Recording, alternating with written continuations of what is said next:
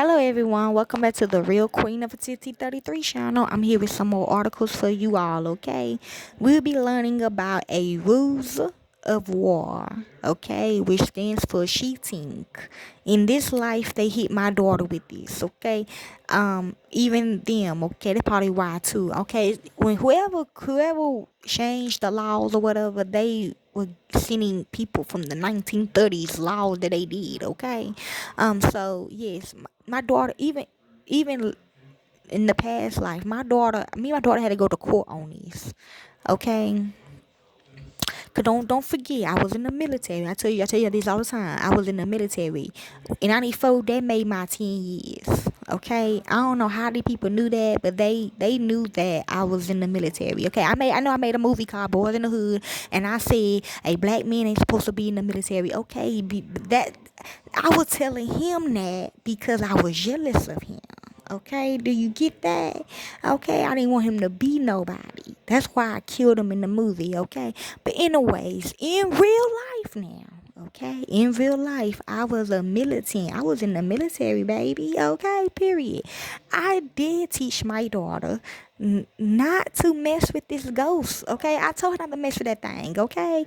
But I mean, they drugged my daughter that day, okay? And she was on Adderall, and Mary came up on, okay, and she pushed her, okay? So these three videos I'm finna do after this is gonna be about war, okay, about cheating. Because during the Mexican and American War, some girl came at me and said, "Oh, you cheating," but y'all was cheating before. Like y'all started cheating way before this even came out. So that's why I'm doing it, okay? So we do learn this in there, okay? But let's begin, okay? The French ruse de guerre, sometimes literally been translated as ruse of war, which is also on that day too, by the way. That was cheating as well, okay? Is a non-uniform term. I know, look, okay, yeah. Generally, what is understood by rules of war can be separated into two groups.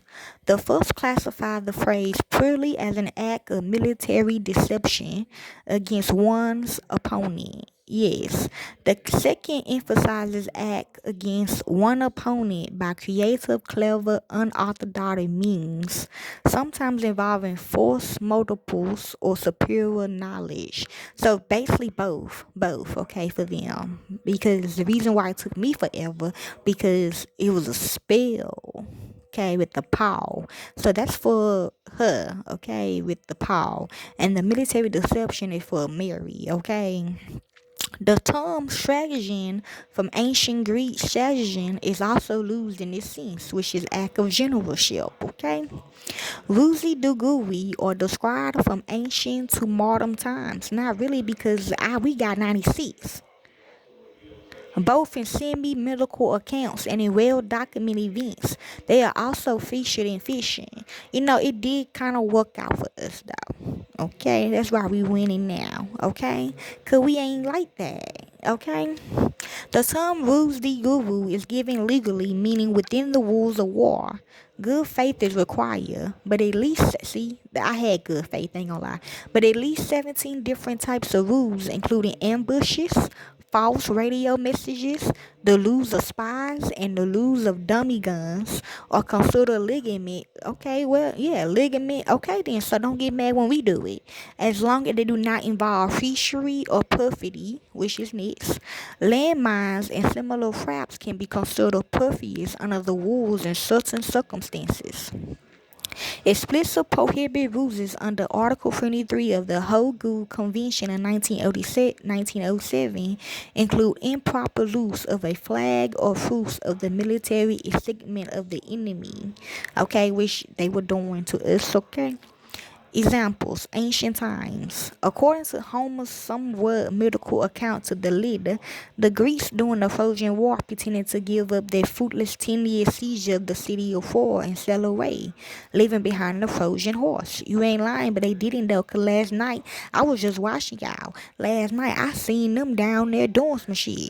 Okay, they trying to build machines and shit. They trying to do some dumb shit down there, so y'all lying. After the Trojans pulled what they believed was a parting gift within the walls of the city, soldiers that had hidden inside the hollow horse during the previous night emerged and opened the city's gates, allowing the awaiting army to enter the city. Yeah, they got people on standby, you hear me?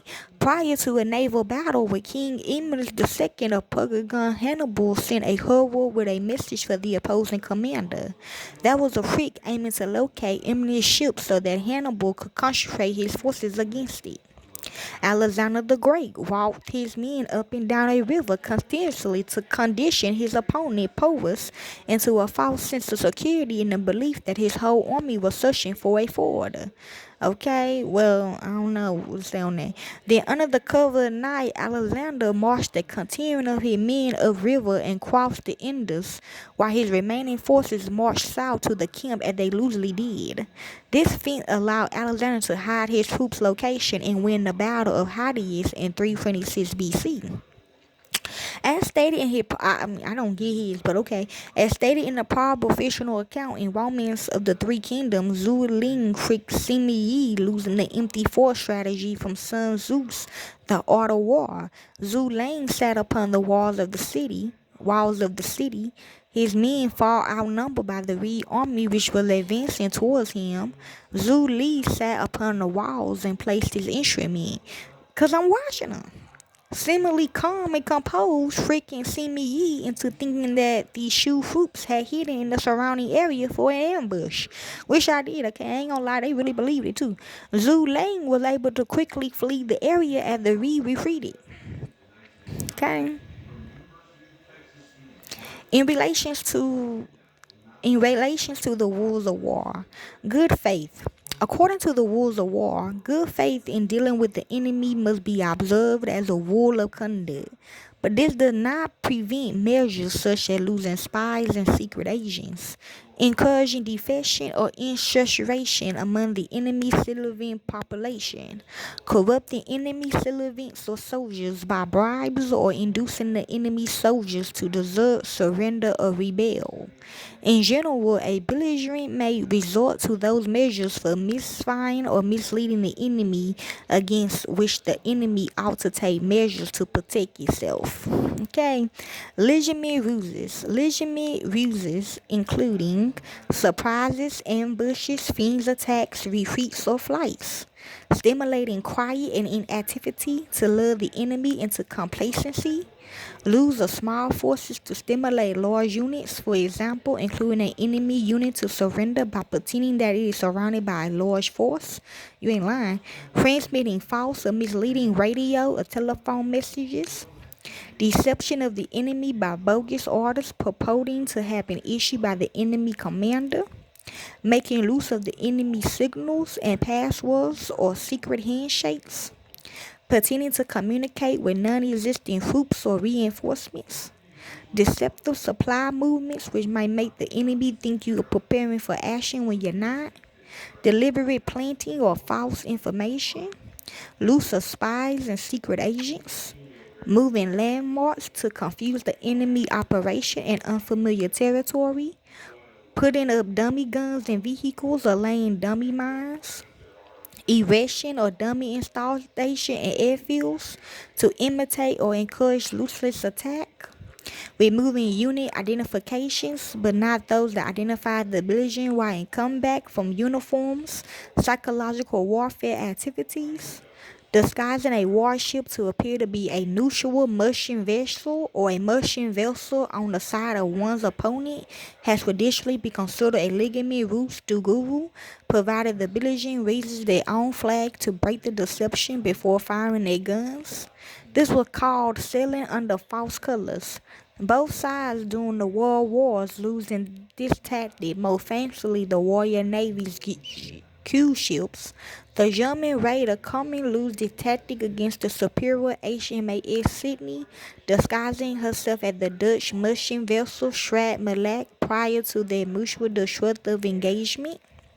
Disguising a warship to appear to be one of the warships of one's opponent has traditionally been considered to be a legitimate ruse de guru, provided the belligerent raises their own flag to drop the disguise prior to prior to firing their guns, the Germans took steps to disguise their pocket battleships as Allied cruisers during the Second World War.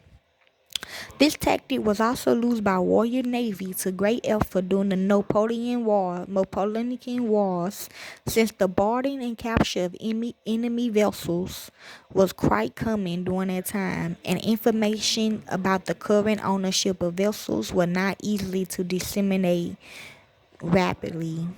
Okay. Prohibited ruses. Article 23 of the 1907 Hague Convention, the laws and customs of war on land, provides that it is especially forbidden to kill or wound fugitive individuals belonging to the hostile nation or army, to make improper use of a flag of truce, or of the national flag, or the military insignia and military uniform of the enemy, as well as the distinct badges of the Geneva Convention. Protocol 1 of the Geneva Convention expanded the rules of prohibiting certain types of ruses as defined in Articles 37, 38, and 39. The line of demarcation between legitimate ruses and forbidden acts of perfidy is sometimes indistinct. In general, it be in popular practice to secure an advantage over the enemy by deliberating lying or misleading conduct which involve a breach of faith, or when there is a moral obligation to speak the truth. For example, it is improper to pretend to surrender to secure an advantage over the opposing belligerents. To broadcast to the enemy that armistice had been agreed upon when such is not, yeah, exactly, because I'm not with neither one of them, none three. When such is not the case, will be treacherous. Abuse of the protections afforded to medical personnel by disguising combat soldiers as medics, or by putting a red cross on a combat vehicle is also considered unacceptable. In August 1946, a German soldier, Hagenfeld, was found guilty by a U.S. military tribunal at the Dachau trials and sentenced to 6 months imprisonment for having wrongfully used the Red Cross in Elba in a combat zone by firing a weapon at American soldiers from an enemy ambulance displaying such imminent. The verdict and sentence was upheld on appeal, okay? So that's basically about a rules of war, rules de guerre. It's about cheating in war, okay? So hopefully this helps you all. Enjoy.